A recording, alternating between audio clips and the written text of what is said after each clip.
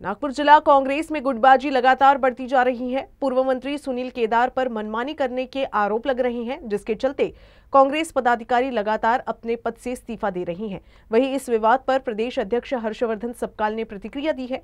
सपकाल ने कहा कि मीडिया से कई लोगों के इस्तीफे की खबर मिली है, लेकिन अभी तक किसी का इस्तीफा मेरे पास नहीं पहुंचा है। या संदर्भात माध्यमातून मला देखील तशा प्रकारची माहिती मिळाली आहे।